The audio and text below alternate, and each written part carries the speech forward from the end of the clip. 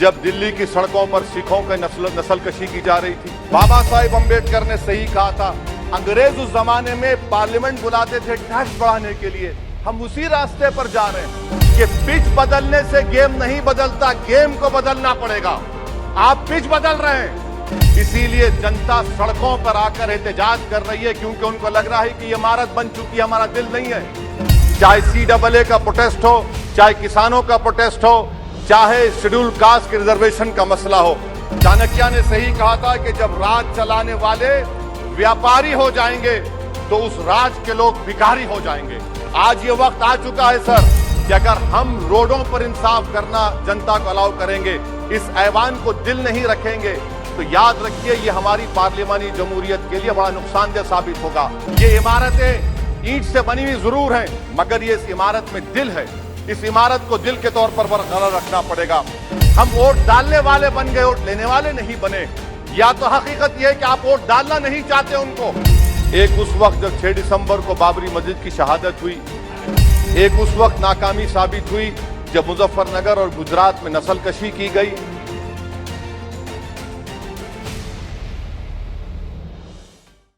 जी श्री असदुद्दीन ओवैसी जी। बहुत शुक्रिया सर, आपने मुझे आज एक तारीखी बहस पर बोलने का मौका दिया। मोहतरम जनाब, इस ऐवान के 75 साल के पार्लियामानी सफर की तकमील पर हम बहस कर रहे हैं। मैं सबसे पहले अपनी जानिब से खराज अकीदत पेश करना चाहूँगा मौलाना हिफ्जुर रहमान साहब को, जो पहली और दूसरी पार्लियामेंट के मेंबर थे, मेरे कायद सालार मिल्लत सलाहुद्दीन ओवैसी को, सुलेमान सेठ साहब को और मौलाना बनात वाला साहब को। जनाब मोहतरम, इस ऐवान की नाकामियों का भी जिक्र हमको करना जरूरी है। 75 साल का तारीखी सफर इस ऐवान ने मुकम्मल किया।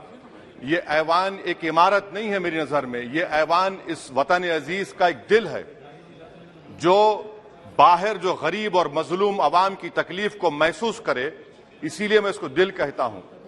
मैं आपके सामने 15 मिसालें पेश करूंगा जहां पर इस ऐवान ने अपनी नाकामी का सबूत पेश किया।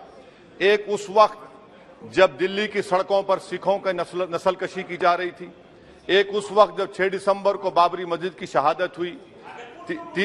आ रहा हूं भागलपुर, जिसमें रेशम के कारोबार को खत्म किया गया, मुसलमानों को दफना दिया और वहां पर फूल गोभी उगना शुरू हो गई। एक उस वक्त नाकामी साबित हुई जब मुजफ्फरनगर और गुजरात में नस्लकशी की गई। एक उस वक्त सर जब हम देखते हैं कि मुंबई की सड़कों पर इंसानियत का नंगा नाच हुआ। एक उस वक्त जब इस ऐवान में टाडा पोटा का काला कानून बनाया गया, UAPA का कानून बनाया गया, आफ्सपा का कानून बनाया गया, जिसको 1 साल के लिए बनाया गया था। 58 में हम 2023 में आ गए। एक उस वक्त नाकामी साबित हुई जनाब, जब हम देख रहे हैं कि आज ये जो दिल है, भारत का दिल है, हिंदुस्तान का, इंडिया का दिल है, आज गरीबों में, मजलूमों में, मुसलमानों में, कश्मीर की आवाम में, दलितों में, आदिवासियों में इस ऐवान की मोहब्बत और एतमाद खत्म हो रहा है, कम हो रहा है। इसीलिए जनता सड़कों पर आकर एहतजाज कर रही है, क्योंकि उनको लग रहा है कि ये इमारत बन चुकी है, हमारा दिल नहीं है। चाहे CAA का प्रोटेस्ट हो, चाहे किसानों का प्रोटेस्ट हो, चाहे शेड्यूल कास्ट के रिजर्वेशन का मसला हो। इसीलिए मैं आपके जरिए हम तमाम को मुतनब्बे करना चाह रहा हूं कि अगर हम रोडों पर इंसाफ करना जनता को अलाउ करेंगे, इस ऐवान को दिल नहीं रखेंगे, तो याद रखिए ये हमारी पार्लियामानी जमहूरियत के लिए बड़ा नुकसानदेह साबित होगा। और नुकसानदेह इसलिए भी होगा कि क्या हमको अपने ख्वाब गफलत से, अपनी जिम्मेदारियों से निभाने के लिए क्या भगत सिंह को आके बैठना पड़ेगा ऊपर कि देखो तुमने 75 साल में कैसा कानून बनाया और किसको कहां तक पहुंचा दिया। स्पीकर जनाब, इसीलिए मैं कह रहा हूं कि हम तमाम को अपनी जिम्मेदारियों को निभाना पड़ेगा। ये इमारतें ईंट से बनी हुई जरूर हैं, मगर ये इस इमारत में दिल है। इस इमारत को दिल के तौर पर बरकरार रखना पड़ेगा। स्पीकर सर, एक और मिसाल दे रहा हूं जहां पर इस ऐवान की नाकामी है। सर, अब तक लोकसभा के कितने 899 मेंबर कामयाब हुए। अब बताइए सर, पार्लियामेंट्री जमहूरियत में शराकतदारी की जमहूरियत है, रिप्रेजेंटेटिव फॉर्म ऑफ डेमोक्रेसी में 8,992 में कितने मुसलमान कामयाब हुए? कितने सर? 520, जबकि 1070 को इस ऐवान का मेंबर होना चाहिए था। कितना डिप्रीविएशन है सर, कितना डिप्रीविएशन है? 92% डिप्रीविएशन है। इस मौजूदा पार्लियामेंट में स्पीकर साहब सिर्फ 26 हैं, 14% मुसलमान और सिर्फ 4.8 उनका रिप्रेजेंटेशन है। बताइए, हम वोट डालने वाले बन गए, वोट लेने वाले नहीं बने।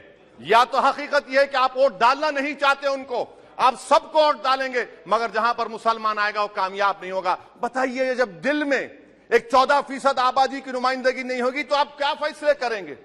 क्या इस ऐवान को हम कहेंगे कि ये रिप्रेजेंटेटिव फॉर्म ऑफ डेमोक्रेसी है? स्पीकर साहब, मैं आपको एक और मिसाल देना चाह रहा हूं। बाबा साहेब अंबेडकर ने सही कहा था, अंग्रेज उस जमाने में पार्लियामेंट बुलाते थे टैक्स बढ़ाने के लिए। हम उसी रास्ते पर जा रहे हैं, हम उसी रास्ते पर जा रहे हैं। हम तो बाबा साहेब अंबेडकर को हमने सच साबित कर दिया। स्पीकर साहब, आखिर में मैं आपको बताना चाहूंगा कि आज आप देखिए कि चाणक्य ने क्या कहा था। चाणक्य ने सही कहा था, चाणक्य ने सही कहा था कि जब राज चलाने वाले व्यापारी हो जाएंगे तो उस राज के लोग भिखारी हो जाएंगे। आज ये वक्त आ चुका है सर, आज ये वक्त आ चुका है कि क्या first pass the post system इस देश के लिए सही है या फिर हम प्रोपोर्शनल फॉर्म ऑफ रिप्रेजेंटेशन को फॉलो करेंगे। First pass the post system, जिसके पास एक मजहब का वोट होगा, जिसके पास दौलत होगी, वही इस ऐवान में आ रहा है। इसीलिए हम कह रहे हैं कि आप इस जमहूरियत की नाक, कहीं ये जमहूरियत कमजोर ना हो जाए, मुझे इस बात का डर है सर। आखिर में मैं खत्म करने से पहले एक बहुत बड़े शायर ने कहा था, उस पर खत्म करना चाहूंगा कि अभी चिराग सरे राह को कुछ खबर ही नहीं, अभी चिराग सरे राह को कुछ खबर ही नहीं, अभी गिरानिए शब में कमी नहीं आई, अभी गिरानिए शब में कमी नहीं आई, निजात दीदे दिल की घड़ी नहीं आई, चले चलो कि मंजिल अभी नहीं आई। स्पीकर साहब, आखिर में याद रखिए एक बात को मैं सबसे कह रहा हूं कि पिच बदलने से गेम नहीं बदलता, गेम को बदलना पड़ेगा। आप पिच बदल रहे हैं, वरना याद रखिए जब तक हम अपने जमहूरी उसूलों पर, रूल ऑफ लॉ पर, संविधान पर अटूट अमल नहीं करेंगे, वरना याद रखिए कहीं नई इमारत भी हिटलर की राइक्सटैग की इमारत ना साबित हो जाए। बहुत बहुत शुक्रिया सर।